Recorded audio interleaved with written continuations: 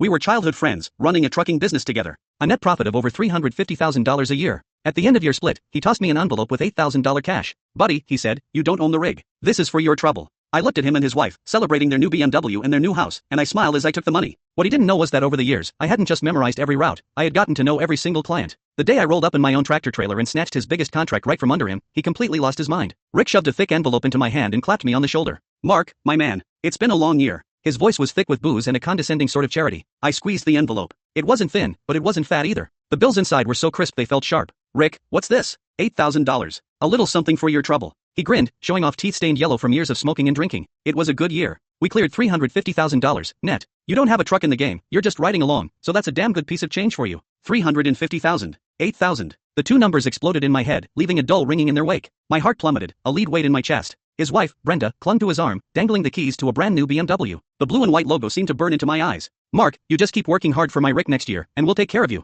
Her hand, with its fire engine red nails, fished a set of house keys from her purse. She tapped them against the floor plan of their new home. This one's 1,800 square feet. We close next week. You'll have to come to the housewarming. I watched the raw, unfiltered happiness and pride spilling off them. I felt like a ghost at their feast, a complete and utter joke. I forced the corners of my mouth into a smile that felt like cracking plaster. Thanks, Rick. Thanks, Brenda. I stuffed the $8,000 into my pocket. My hands were steady, but my fingernails were digging so deep into my palms I thought I might draw blood. The dinner was at the nicest steakhouse in town. The private room was stuffy with heat, and the food on the table was arranged like art. I had zero appetite. My mind drifted back to the endless days and nights on the road. The summers, when the cab was a steambox with no AC, and I had to chug lukewarm water and pinch my own thigh just to stay awake. The winters, when we were snowed in on some godforsaken mountain pass, gnawing on frozen sandwiches for 2 straight days. I once drove for 3 days straight to make a rush delivery, my eyes so bloodshot the whole world seemed to shimmer and shake. And where was Rick during all of that? He was at home, tucked into his warm bed, AC blasting, making the occasional phone call to manage me remotely. Mark, keep an eye on that load. Can't have any issues. Mark, schmooze the guys at the dock. Get them to move faster. Mark, the client needs a little something extra, you know what to do. I was the one who had to know what to do. I was the one who had to keep an eye on things.